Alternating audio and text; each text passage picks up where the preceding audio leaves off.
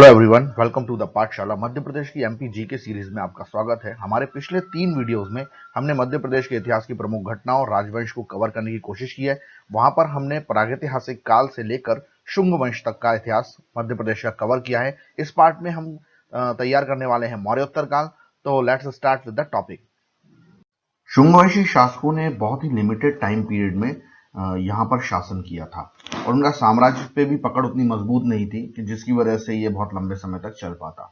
इसलिए इनके पतन के बाद लगभग 200 ईसा पूर्व से 300 ईस्वी के बीच में विभिन्न प्रकार के स्थानीय साम्राज्यों का उदय हुआ, स्थानीय राजवंशों का उदय हुआ। इसके अलावा यहाँ पर यही वो टाइम था जब कुछ विदेशी आक्रमणकारी यहाँ पर आए, जैसे कि शक, कुषाण, हूण, इंडो ग्रीक्स। तो इस वजह से क्या हुआ कि इन लोगों के बीच में, मतलब जो लोग बाहर से आए थे और जो स्थानीय राजवंश थे, इनके बीच में सत्ता को लेकर संघर्ष स्टार्ट हो गया। अभी हमने जैसा उज्जैन के बारे में पढ़ा था कि इसकी इंपॉर्टेंस कंटिन्यूसली बनी हुई थी क्योंकि ये दक्षिणापथ पर भी पड़ता था। साथ ही गंगा के मैदान से लेकर अरब सागर जो है, हमारी जो वेस्टर्न कोस्ट है इंडिया की, अरेबियन सी वाली, वहां पर उसके बीच में ये एक जो था वो पॉइंट ऐसा था कि जिससे होकर ये सारे व्यापार जो लॉट्स होंगे वो सब वहां पर जाते होंगे। तो इस वजह से इसका इंपॉर्टेंस बना था। दूसरा एक महत्वपूर्ण कारण ये भी था कि ये बौद्ध धर्म के साथ साथ हिंदू धर्म का भी एक बहुत बड़ा केंद्र था। जैसे आज भी आपने देखा है कि जो उज्जैन है वहां पर सिंहस्थ होता है, मंदिरों का शहर है, पवित्र नगरी भी माना जाता है। तो बहुत सारे ऐसे फैक्ट्स थे जिसकी वजह से कंटिन्यूसली जो उज्जैन है इसकी इंपॉर्टेंस बनी हुई थी। अब यदि हम उत्तरी दक्कन की बात करें, जो मध्य प्रदेश का सदर्न पार्ट है, नॉर्थ दक्कन से जुड़ा हुआ है, इस पार्ट में जो सातवाहन नामक शासक राज कर रहे थे और जो शक बाहर से आए थे, उनकी पश्चिमी शाखा जो कि गुजरात वाले पार्ट में कर रहे थे, इन लोगों के बीच में संघर्ष हुआ इस चीज के लिए कि ये मध्य प्रदेश में नियंत्रण स्थापित करना चाहते थे। वो जो पार्ट मेजर हम मानेंगे वो है मालवा का पार्ट। इस पार्ट को लेकर इन दोनों राजवंशों के बीच में संघर्ष प्रारंभ हो गया। अब यदि हम हिस्टोरिकल एविडेंसेस की बात करें मध्य प्रदेश के संदर्भ में, तो हम देखेंगे कि जो सातवाहन राजा हैं, सातकर्णी द्वितीय के समय ऐसा माना जाता है कि जो सांची का स्तूप है वहां पर जीर्णोद्धार का कार्य कराया गया था, मतलब उसका रेनोवेशन टाइप का कुछ कराया गया होगा। यहाँ का जो दक्षिणी तोरण द्वार है, यहां से हमें पता चलता है कि जो सातकर्णी के प्रमुख वास्तुकार थे उनका नाम था आनंद। उन्होंने ये दान किया था। ये जो तोरण द्वार है ये आनंद के द्वारा ही दान किया गया था। इसके अलावा जो सांची स्तूप की वेदिका है उसके ऊपर भी, मतलब वेदिका एक जो ऊपर पार्ट रहता है इसका स्ट्रक्चर का, वो उसके ऊपर भी सातकर्णी प्रथम के शासन के प्रमाण का हमको उल्लेख मिलता है। तो ये जो सातवाहन शासन थे इनका प्रमाण कंटिन्यूसली उनके टाइम पीरियड में सांची में हमें मिलता है, क्योंकि सांची हम पहले ही देख चुके हैं कि बौद्ध धर्म का काफी बड़ा केंद्र बन चुका था। अब यदि हम बात करें सातवाहन वंश के सबसे प्रतापी सम्राट की, तो वो थे गौतमीपुत्र सातकर्णी। गौतमीपुत्र सातकर्णी ने शक शासकों को हराया था और मालवा और गुजरात के कुछ हिस्सों पर इन्होंने कब्जा भी कर लिया था। मतलब कि सातवाहन जो राज्य था उसका ये पार्ट बन गया था मालवा कुछ टाइम के लिए, उसके कुछ पार्ट्स, मतलब पूरा होल नहीं but there are some parts. और समुद्रगुप्त की जो प्रयाग प्रशस्ति है, जिसके बारे में आपने सुना होगा, हरिशेन नाम के एक उनके कवि थे जिन्होंने ये प्रयाग प्रशस्ति लिखी थी। इसमें समुद्रगुप्त की विजयों का वर्णन है और ये इलाहाबाद में है, ये एक स्तंभ लेख है। और ये जो प्रयाग प्रशस्ति है इससे हमें गौतमीपुत्र सातकर्णी की भी जानकारी मिलती है कि हमें उसमें यह पता चलता है कि जो अनूप है, मतलब जिसको हम आधुनिक महेश्वर कहेंगे, महेशमती भी जिसका एक ऐतिहासिक नाम है जो हमने पढ़ा था, अनूप, कुकुर, और ये कुकुर जो है संभवतः गुर्जरा है, जिसके बारे में अभी हमने थोड़े समय पहले पढ़ा था कि अशोक का एक बहुत इंपॉर्टेंट अभिलेख हमें वहां से मिला है वो, और अवंती एज इट इज, जो कि पहले से ही काफी इंपॉर्टेंट अपना स्थान रखती है मध्य प्रदेश के इतिहास में। इन तीनों को उसके द्वारा विजित प्रदेशों के रूप में दिखाया गया है। मतलब ये तीन जो क्षेत्र हैं जो काफी इंपॉर्टेंट सिटीज मानी जा सकती हैं मध्य प्रदेश की।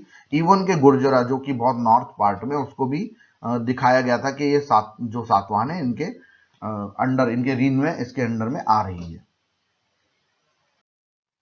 इसके अलावा सातवाहन काल के कई सारे सिक्के भी हमें मध्य प्रदेश से प्राप्त हुए हैं, जैसे कि बेसनगर, देवास, उज्जैन, त्रिपुरी, ये वो जगह हैं जहां से सातवाहन वंशों के सिक्के हमें मिले हैं।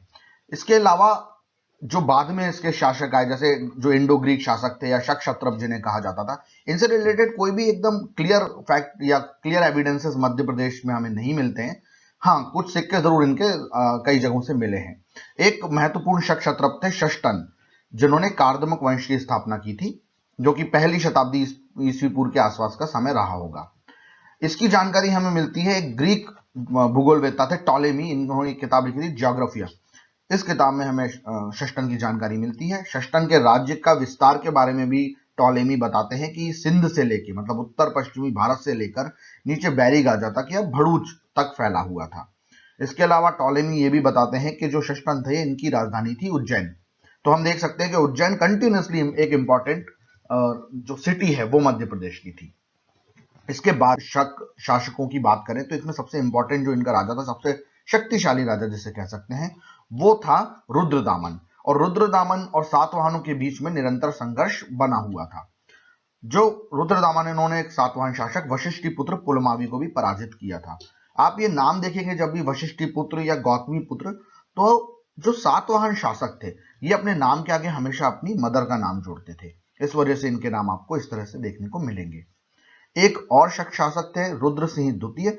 उनके समय में मध्य प्रदेश का जो पूर्वी भाग है या मध्य प्रदेश का मध्य और पूर्वी भाग है, जैसे विदिशा, सांची, एरन, इन जगहों पर जो शासक हैं श्रीधर वर्मन, इनका उल्लेख मिलता है। हमें श्रीधर वर्मन का एक अभिलेख सांची में मिला है जो कनखेरा अभिलेख कहलाता है। इसके अलावा एरन में भी श्रीधर वर्मन का एक अभिलेख मिला है और इसे माना जाता है कि ये समुद्रगुप्त जो गुप्तकालीन शासक थे उनका समकालीन था। इसके बाद अगर कुषाण काल की बात करें तो कुषाण कालीन एक महत्वपूर्ण अभिलेख सांची से मिला है जिसे कुषाण शासक वशिष्ठ के साथ जोड़ा जाता है। इस अभिलेख में हमें जानकारी मिलती है कि किसी वीर की पुत्री ने, जिनका नाम था मधुरिका, इन्होंने जम्बू वृक्ष के नीचे एक बोधिसत्व की प्रतिमा का स्थापना की थी। मतलब भगवान बुद्ध की प्रतिमा ही थी वो, उसकी एक स्थापना इन्होंने की थी। अब ये वीर हम मान सकते हैं कि पॉसिबली ये जो वशिष्ठ होंगे, इनके कोई राज्यपाल या फिर इनके कोई सेनापति रहे होंगे जो यहाँ पे अपॉइंटेड होंगे और वहां पर इनकी प्रतिमा को इनकी बेटी के द्वारा स्थापित किया गया था। इसके बाद एक इंपॉर्टेंट वंश हमारे सामने आता है जो कि मध्य प्रदेश से सीधे तौर पर जुड़ा हुआ है, वो है मालव गणराज्य। मालव गणराज्य का उल्लेख पाणिनि के अष्टाध्यायी में भी मिलता है। आपने अष्टाध्यायी के बारे में जरूर सुना होगा। ये एक व्याकरण ग्रंथ है और पाणिनि जिन्होंने इनकी रचना की थी उनका समय लगभग 4वीं सदी ईसा पूर्व के बीच में हम रख सकते हैं या मान सकते हैं। अष्टाध्यायी में उन्होंने मालवों को आयुधजीवी कहा है।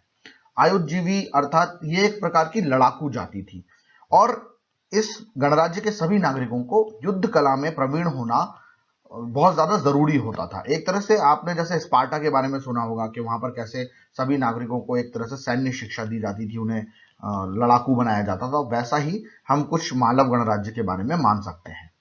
यदि अगर मालव गणराज्य की मूल स्थान की बात करें तो आज के समय का जो पाकिस्तान है उसका पंजाब प्रांत, देखिए पाकिस्तान और भारत दोनों में पंजाब है, आपको पता ही है। भारत वाला पंजाब और पाकिस्तान का पंजाब जो उसके सीमा के इस तरफ आता है लगा हुआ, वहां पर वो इनका मूल स्थान हम मान सकते हैं। लेकिन आपको पता है कि उस तरफ से जो कंटिन्यूसली विदेशी आक्रमण हो रहे थे, जैसे पहले अलेक्जेंडर आए, मतलब सिकंदर आए, उसके बाद दूसरे हिंदू कुषाण शासक आए, हिंद यवन आए, इनकी वजह से ये इनको आक्रमण पीछे धकेलते गए, तो ये नीचे की तरफ आते गए और फिर फाइनली राजस्थान और मालवा का जो क्षेत्र है, इस क्षेत्र में इन्होंने अपने राज्य की स्थापना की। उस समय ऐसा हो रहा था कि जो शक शासक थे वो भी धीरे धीरे इस क्षेत्र में अपने आप को विस्तारित कर रहे थे और जब मालवा को उन्होंने अपने अधीन कर दिया तो जो मालव गणराज्य था वो स्वतः ही उनके अधीन चला गया। लेकिन क्योंकि वो एक लड़ाकू जाति थी और स्वतंत्रता उनका एक स्वभाव था, तो वो कंटिन्यूसली अपने इंडिपेंडेंस के लिए इनके साथ संघर्ष करते रहे। जो एक शक शासक थे नहपान ने एक बार अपने कोई सेनापति ऊषभदेव अथवा ऋषभदेव, दोनों ही नाम मिलते हैं उनके, उसके नेतृत्व में इनके ऊपर आक्रमण करने के लिए भेजा उसे। लेकिन जो मालव थे उन्होंने सातवाहन शासक गौतमी पुत्र शातकर्णी की सहायता ली और उन्होंने इस पूरे आक्रमण को विफल कर दिया। उसके बाद इन्होंने नहपान की हत्या कर दी।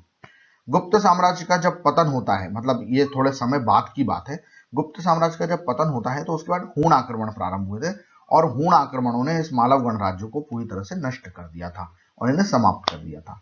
ऐसा माना जाता है जो आधुनिक मालवा क्षेत्र है, इसका नाम भी इन मालव लोगों के नाम पर ही पड़ा है, वहीं से डिराइव किया गया है। और ऐसा भी माना जाता है जो विक्रम संवत है जिसका हम प्रयोग करते हैं, ये विक्रम संवत भी सबसे पहले मालव जाति ने ही प्रयोग में लेके आए थे। मालव गणराज्य के अलावा नागवंश भी एक महत्वपूर्ण वंश है जिसने इस क्षेत्र पर शासन किया था। यदि नागवंश का हम शासनकाल माने तो ये तीसरी शताब्दी की शुरुआत से लेकर मध्य चौथी शताब्दी तक रहा और कुषाण वंश का जब पतन हुआ था उसके बाद इनका उत्कर्ष हुआ है। इस वंश की दो शाखाएं मानी जाती हैं, यानी हिस्टोरिकल एविडेंसेस और जो हमारे पास साहित्यिक स्रोत हैं उसके द्वारा हमें जानकारी मिलती है कि जो नाग वंश था इसकी दो अलग अलग शाखाएं विद्यमान थी। पहली शाखा जिसे कहते हैं पद्मावती के नाग। यदि हम पद्मावती की ज्योग्राफिकल लोकेशन के बारे में बात करें तो आधुनिक मध्य प्रदेश में जो ग्वालियर जिला है इसके पास एक गांव है पवैया या पवाया। इस गांव को पद्मावती माना जाता है। जो ये शहर है पद्मावती, इसका उल्लेख कई तरह के जो साहित्यिक स्रोत है इनमें भी मिलता है। इनमें इंपॉर्टेंट है एक तो बाण ने जो हर्षचरित लिखा है वो, इसके अलावा भवभूति द्वारा लिखा गया मालती माधव नाम का नाटक, और भोज परमार जो थे राजा उनका स्वरस्वती कंठाभरण। ये तीनों जो साहित्यिक रचना है ये हमें पद्मावती का उल्लेख इसमें हमें मिलता है। इसके अलावा खजुराहो जो है वहां पर एक अभिलेख मिला है कोकल गृहपति, इसमें भी पद्मावती का उल्लेख किया गया है। और जो पवैया है इस गांव की खुदाई 1924 और 25 के लगभग एक पुरातत्वविद थे एमडी गर्डे, इन्होंने की थी। हमें पवैया से कई नागवंशी शासकों के सिक्के प्राप्त हुए हैं और पुराणों में जो उल्लेख मिलता है इसके अलावा जो सिक्कों की प्राप्ति है उससे हमें नागों की पद्मावती शाखा के बारे में जानकारी मिल जाती है। इसके जो नागवंश है पद्मावती का, इनके सिक्के हमें पवैया में तो मिले, इसके अलावा मध्य प्रदेश के कई स्थानों पर जैसे विदिशा, नरवर, गोहद, कोटवार और उज्जैन, यहाँ पर भी ये सिक्के हमें मिले हैं। पुराणों में भी हमें पद्मावती के नागों के बारे में जानकारी मिलती है और पुराण ये बताते हैं, इसमें मुख्य रूप से वायु पुराण और ब्राह्मण पुराण, इन दोनों से जानकारी मिलती है कि 9 नाग शासक हुए हैं जिन्होंने पवैया के ऊपर या पद्मावती के ऊपर शासन किया था। जबकि जो आर्कियोलॉजिकल एविडेंसेस मिले हैं उसमें हमें 12 शासक के सिक्के मिलते हैं। इसमें से 11 के सिक्के तो सिर्फ हमें पद्मावती से ही मिले। इसके अलावा एक और शासक हुए हैं व्याघ्र नाम के, उनका जो सिक्का मिला है हमें वो नरवर से प्राप्त हुआ है। इसके अलावा जो इनके समकालीन वाकाटक राज्यवंश था, वाकाटक राज्यवंश के कुछ अभिलेखों में हमें जो ये नाग वंश है और वाकाटक वंश है इन दोनों के बीच में कुछ मैरिटल अफेयर्स या वैवाहिक संबंधों की जानकारी भी मिलती है। अभी हमने समुद्रगुप्त की प्रयाग प्रशस्ति के बारे में पढ़ा था कि कैसे उसमें उनके द्वारा की गई कई विजयों का वर्णन है। इसी श्रृंखला में उसमें समुद्रगुप्त के द्वारा गणपति नाग को हराने का भी वर्णन मिलता है। ये गणपति नाग एक नाग शासक ही थे। इसके अलावा पुराणों में एक और छोटी शाखा का उल्लेख मिलता है जिसे कांतिपुरी के नाग कहा गया है और ये एरिया जो है वो मुरैना के आसपास रखा गया है। अब यदि हम बात करते हैं दूसरी नाग शाखा की तो वो थी विदिशा के नाग शासक। देखिए विदिशा के नाग शासक जो थे इनका कोई भी अभिलेख हमें नहीं मिला है, इसलिए इतिहासकार इनको जानने के लिए, इनके बारे में समझने के लिए पूरी तरह से जो सिक्के हैं उस पर ही डिपेंड करते हैं। इसके अलावा इस वंश का जो शासन है वो हम पहली सदी के आसपास रख सकते हैं और पुराणों में 5 नाग शासकों का उल्लेख है जो कि विदिशा पर शासन करते थे। अब एक इतिहासकार है केपी जायसवाल, इन्होंने एक थ्योरी दी है कि जो विदिशा के नाग शासक जिन्हें माना जाता है तो यहाँ पर जो सिक्के मिले हैं वो इस शाखा के ना होकर मथुरा के कोई दत्त शासक हैं उनके द्वारा जारी किए गए थे। लेकिन कोई हिस्टोरिकल एविडेंस इस बात को प्रूफ नहीं करता, इसलिए इस बात को मानने की कोई जरूरत ऐसी नहीं दिखाई देती है। अब अगर आप इस मैप में देख सकते हैं तो ये है आप पवैया जो कि एक पद्मावती के नागों की राजधानी हुआ करती थी और ये विदिशा के नाग है। ये दो कैपिटल्स है नागवंश की। अब एक इंपॉर्टेंट फैक्ट ये आता है हमारे सामने, जो गुप्त वंश के सबसे प्रतापी सम्राट थे चंद्रगुप्त द्वितीय विक्रमादित्य, इनके द्वारा एक नागवंशी कन्या कुबेर नागा से विवाह किया गया था।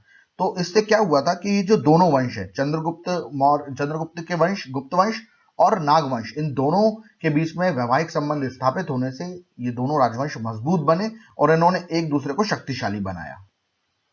हमारा ये वीडियो यहीं पर समाप्त होता है। इसमें हमने डिटेल में मौर्योत्तर काल के बारे में चर्चा की थी। आई होप कि आपको ये वीडियो पसंद आया होगा। यदि आपको ये वीडियो पसंद आया है तो हमारे वीडियो पर लाइक करें, कमेंट करें, शेयर करें और चैनल को जरूर सब्सक्राइब करें। हमारे नेक्स्ट वीडियो में हम इसी टॉपिक का पार्ट 5 कवर करेंगे जिसमें हम तैयार करेंगे गुप्त एवं गुप्तोत्तर काल मध्य प्रदेश के संदर्भ में। So stay tuned with the Pathshala. Thank you very much.